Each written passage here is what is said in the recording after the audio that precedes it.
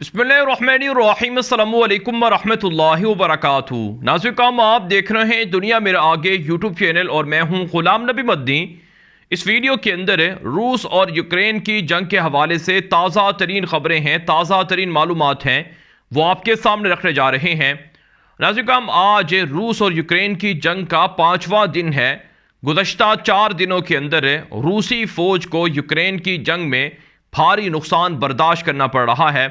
जहां पर रूसी फौज जिसने हमला शुरू किया, जिसने यूक्रेन पर कब्जा करने की कोशिश की और जिसने जंग में पहल की, उसको तबाही देखना पड़ रही है। वहीं कहीं ज़्यादा नुकसान यूक्रेन का भी हो रहा है और यूक्रेन के अंदर हर तरफ तबाही फैली हुई है। इस वक्त जो ताज़ा अपडेट सामने आ रही हैं कि यूक्रेन के मुख्तलिफ शहरों के अंदर शदीद लड़ाई जारी है, खुमसान की जंग हो रही है और यूक्रेनी फ़ौजें रूसी फ़ौजों के साथ टकरा रही हैं और रूसी फ़ौजों की पेशकदमी जारी है।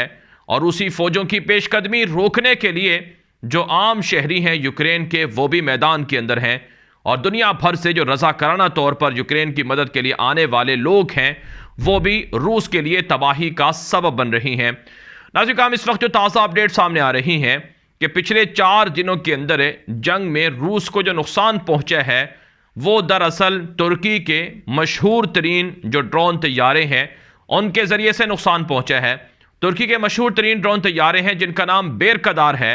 इन बेरकदार नामी ड्रोन तैयारों के ज़रिए से बुनियादी तौर पर नुकसान पहुंचाए गए हैं रूसी फ़ौज को, जिसके अंदर रूसी फ़ौज के दर्जनों टैंक तबाह किए गए हैं, दर्जनों जंगी जहाज़ तबाह किए गए हैं और इसी तरह से दर्जनों फ़ौजी गाड़ियाँ भी तबाह की गई हैं।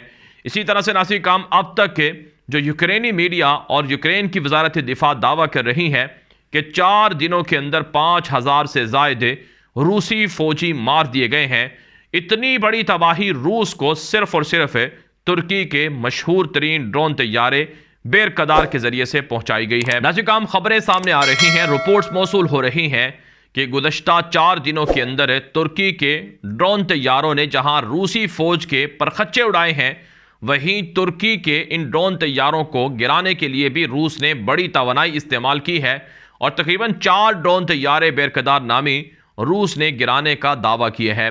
नाज़रीन, यूक्रेन के पास से जो तुर्की से हासिल किए हुए ड्रोन तैयारे हैं उनकी तादाद 30 से ज़ायद बताई जाती है और यह मुख्तलिफ जगहों पर, खुफिया जगहों पर रखे गए हैं जो बर वक्त कार्रवाई करके रूसी फ़ौज की पेशकदमी को रोकने में अहम किरदार अदा कर रहे हैं। इससे पहले नाज़रीन, तुर्की के जो ड्रोन तैयारे हैं ये रूस के ख़िलाफ़ शाम के अंदर इस्तेमाल हो चुके हैं और इसी तरह से लीबिया के अंदर बागी हफ्तर के ख़िलाफ़ इस्तेमाल हो चुके हैं।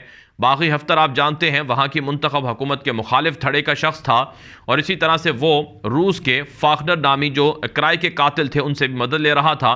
तो रूस लीबिया के अंदर भी इन कातिल तुर्की ड्रोन तैयारों का मुकाबला कर चुका है और तबाही देख चुका है, शाम के अंदर भी देख चुका है और अब रूस को यूक्रेन के अंदर तुर्की के ड्रोन तैयारों से तबाही देखना पड़ रही है। तो यूं नाज़रीन, तुर्की का मीडिया और यूक्रेनी मीडिया इस बात की गवाही दे रहा है कि तुर्क ड्रोन तैयारों ने रूस का धड़न तख्ता कर दिया है और रूस की पेशकदमी रुकी हुई है।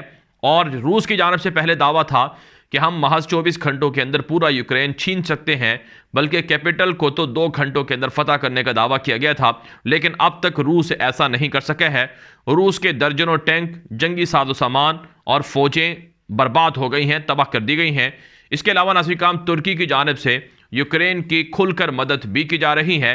एक बड़ी खबर ये सामने आ रही है कि तुर्की के पास जो आबनाए बास्फोर्स है और इसी तरह से जो समंदरी दीगर जो हुदूद हैं उनकी वजह से रूस को परेशानी का सामना करना पड़ सकता है।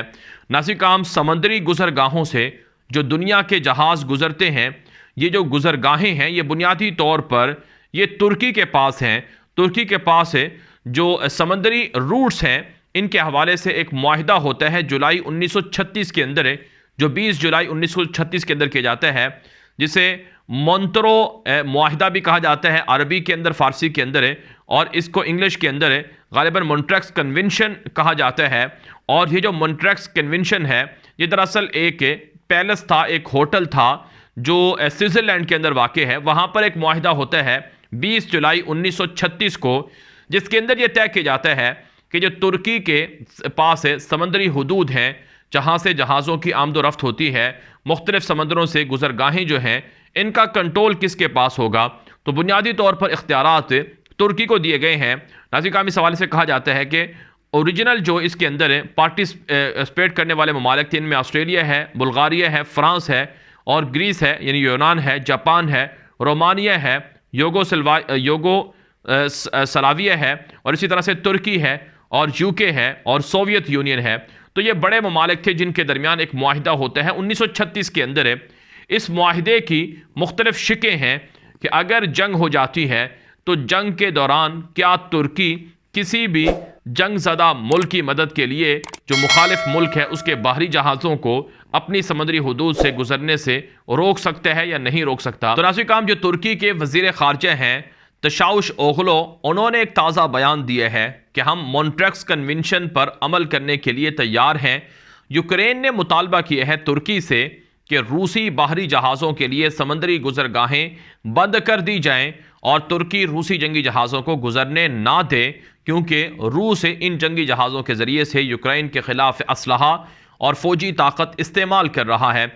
तुर्की के वज़ीर ख़ारजा तशाउश ओगलो ने कहा कि हमें यूक्रेन की जो मुतालबा है, दरख्वास्त है, वो हमें मिली है, हम इस पर गौर व फिक्र कर रहे हैं और जो मॉन्ट्रेक्स कन्वेंशन है इस पर अमल करने के लिए तुर्की जो तमाम तर कवानीन हैं उनको सामने रखेगा और शफाफियत के साथ मुंतरब मुआहिदे पर अमल करेगा।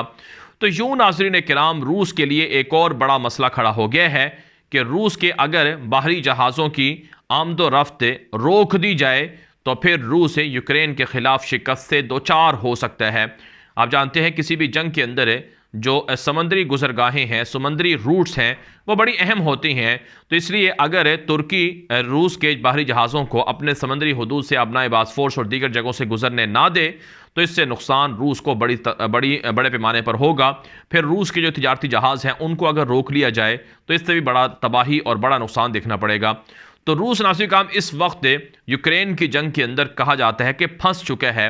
अगरचे रूस के पास ताकत ज़्यादा है, रूस के पास फ़ौज ज़्यादा है और यूक्रेन पर किसी भी वक्त मुकम्मल कब्ज़ा भी रूस का हो सकता है, लेकिन अब तक के जो 4-5 दिनों के अहवाल हैं वो हमें ये बता रहे हैं कि रूस जिस तरह से तवक्को कर रहा था कि यूक्रेन से उसे इतनी ज़्यादा मज़ाहमत का सामना नहीं करना पड़ेगा, वो तवक्को के बरअक्स रूस को मज़ाहमत का सामना करना पड़ रहा है। और रात के ये खबरें भी सामने आई थी कि जो तुर्की के रूस के मुसल्लह अफवाज के जो चीफ हैं, यानी जो रूसी फ़ौज के रूस के जो आर्मी चीफ हैं, उन्हें प्यूटन ने गुस्सा होकर मुअत्तल भी कर दिया है। इस वाले से रूसी मीडिया खामोश दिखाई दे रहा था, लेकिन अब तक इसकी तस्दीक नहीं हुई है। लेकिन ज़राए बता रहे हैं कि रूसी आर्मी चीफ को मुअत्तल किया गया है क्योंकि वो जंग को सही तरह से हैंडल नहीं कर पाए हैं। तो प्यूटन इस वक्त शदीद घबराया हुआ है। तुर्की के ड्रोन तैयारे रूसी फ़ौज के लिए तबाही का पैगाम लेकर आ रहे हैं और इसी तरह से तुर्की भी यूरोपीय यूनियन के साथ ताउन कर रहा है। और यूरोपीय यूनियन की जानिब से कहा जाता है कि तारीख़ में पहली मरतबा यूरोपीय यूनियन से बाहर किसी भी मुल्क को असलहा फराहम किया जा रहा है और वो यूक्रेन है। यूक्रेन के अंदर ना सिर्फ जर्मनी से, फ्रांस से, यूके से और बुल्गारिया से, फ़िनलैंड से और दीगर मुल्कों से, डेनमार्क वगैरह से असलहा आ रहा है, बल्कि जो ईसाई सलीबी हैं वो भी आ रहे हैं। तो जंग का पासा किसी भी वक्त मुकम्मल तौर पर पलट सकता है। अगरचे अब तक रूस हावी है और रूस यूक्रेन के कई शहरों पर कब्जा किए हुए है और झड़पें और लड़ाइयाँ जारी हैं, लेकिन यूरोपीय यूनियन, अक़वाम मुत्तहिदा, सलामती कौंसल, अमरीका और उनके इत्तेहादी रूस के ख़िलाफ़ सख्त तरीन फ़ैसले कर रहे हैं। यहाँ तक कि नाज़रीन जो वहाँ की जो स्टॉक मार्केट है रशिया की, वो आज 9 बजे की बजाय 3 बजे खोलने का ऐलान किया गया है। रूस पर पाबंदियों की वजह से अरबों डॉलर का नुकसान हो चुका है और रूस को बैंकिंग निज़ाम से भी अलग कर दिया गया है। तो ये वो सारी चीज़ें हैं जिससे रूस परेशानी का सामना कर रहा है। अगर रूस यूक्रेन से हार जाता है तो रूस आने वाले 30-40 सालों के लिए फिर खामोश रहेगा और रूस का नामो निशान भी नहीं रहेगा। ये वीडियो दोस्तों के साथ व्हाट्सएप पर, फेसबुक पर, ट्विटर पर, इंस्टाग्राम पर हर जगह पर शेयर कर दें ताकि लोग मालूमात और हक़ाइक़ हासिल कर सकें। मज़ीद खबरों के लिए आप हमारे इस चैनल के साथ जुड़े रहें। हमारे ट्विटर अकाउंट गुलाम नबी मद्दी दुनिया मेरे आगे को फॉलो कर लें। अब तक के लिए इतनी इजाज़त दीजिए। अस्सलामु अलैकुम वरहमतुल्लाहि वबरकातुहू।